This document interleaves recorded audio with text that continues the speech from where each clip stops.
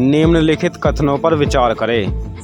कथन 1, संयुक्त बैठक केवल साधारण विधेयक या वित्त विधेयक के मामले में ही बुलाई जा सकती है। कथन 2, अनुच्छेद 108 के अनुसार किसी भी प्रकार के विधेयक को पारित करने के लिए राष्ट्रपति संयुक्त बैठक को बुला सकता है। नीचे दिए गए कूट का प्रयोग करके सही विकल्प का चयन करें।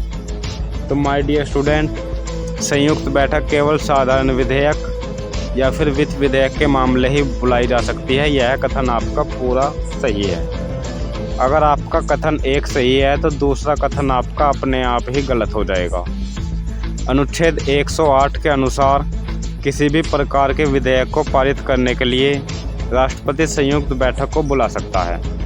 यह आपका कथन इसलिए गलत हो जाएगा क्योंकि आपका पहला कथन सही है। पहला कथन होने से आपका दूसरा क्यों गलत हुआ, यहाँ पर ध्यान से देखिए। ये कहा गया है केवल साधारण विधेयक या फिर वित्त विधेयक, लेकिन विधेयक तो और भी होते हैं जैसे कि संविधान संशोधन विधेयक। तो सवाल में दूसरे कथन में कहा गया है कि किसी भी प्रकार के विधेयक को पारित करने के लिए राष्ट्रपति संयुक्त बैठक को बुला सकता है। ऐसा बिल्कुल भी नहीं है, क्योंकि धन विधेयक के मामले में संयुक्त बैठक को नहीं बुलाता, क्योंकि इसमें राज्यसभा की सहमति की आवश्यकता नहीं होती। यह केवल लोकसभा में ही पुनः स्थापित किया जा सकता है, यानी कि यह लोकसभा में ही लाया जाता है। तो इसलिए आपका दूसरा कथन गलत हो जाएगा और पहला कथन आपका सही हो जाएगा। ऑप्शन नंबर ए इस सवाल का करेक्ट आंसर है। माय डियर स्टूडेंट, आपको क्वेश्चन का आंसर बताना है कि अनुच्छेद 108 के अनुसार संयुक्त बैठक का प्रावधान किस देश के संविधान से लिया गया है।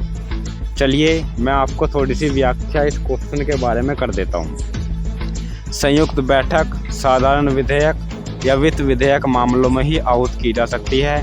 धन विधेयक या संविधान संशोधन विधेयक के मामले में इस प्रकार की संयुक्त बैठक आहूत करने की कोई व्यवस्था संविधान में नहीं है। धन विधेयक के मामले में संपूर्ण शक्तियाँ लोकसभा को है, जबकि संविधान संशोधन विधेयक के मामले में विधेयक को दोनों सदनों से पारित करना अलग अलग आवश्यक है। यानी धन विधेयक और संविधान संशोधन विधेयक दोनों ही सदनों में अलग अलग पारित किए जाने चाहिए। यदि कोई विधेयक लोकसभा विघटन होने के कारण छूट जाता है तो संयुक्त बैठक नहीं बुलाई जा सकती, लेकिन संयुक्त बैठक तब बुलाई जा सकती है जब राष्ट्रपति इस प्रकार की बैठक का नोटिस देते हैं जो लोकसभा विघटन से पूर्व जारी कर दिया गया हो। राष्ट्रपति द्वारा इस प्रकार का नोटिस देने के बाद कोई भी सदन इस विधेयक पर कोई कार्यवाही नहीं कर सकता। कहने का मतलब, अगर यह नोटिस जारी किया गया है तो संयुक्त बैठक में ही अब इस पर चर्चा की जाएगी। अलग अलग इस पर कोई भी कार्यवाही कोई भी सदन नहीं करेगा। दोनों सदनों की संयुक्त बैठक की अध्यक्षता लोकसभा का अध्यक्ष करता है तथा उसकी अनुपस्थिति में उपाध्यक्ष का यह दायित्व निभाता है। यानी अगर आपका लोकसभा का अध्यक्ष उपस्थित नहीं है तो संयुक्त बैठक की अध्यक्षता लोकसभा का उपाध्यक्ष करेगा। यदि उपाध्यक्ष भी अनुपस्थित हो तो राज्यसभा का उपसभापति यह दायित्व निभाता है। यानी राज्यसभा का उपसभापति, यहाँ पर सभापति यह इस दायित्व को नहीं निभाएगा। चलिए आगे बढ़ते हैं। आगे व्याख्या है, यदि राज्यसभा का उपसभापति भी अनुपस्थित हो तो संयुक्त बैठक में उपस्थिति सदस्यों द्वारा यह बात का निर्णय किया जाएगा कि इस संयुक्त बैठक की अध्यक्षता कौन करेगा, लेकिन यह आपका सभापति नहीं करेगा।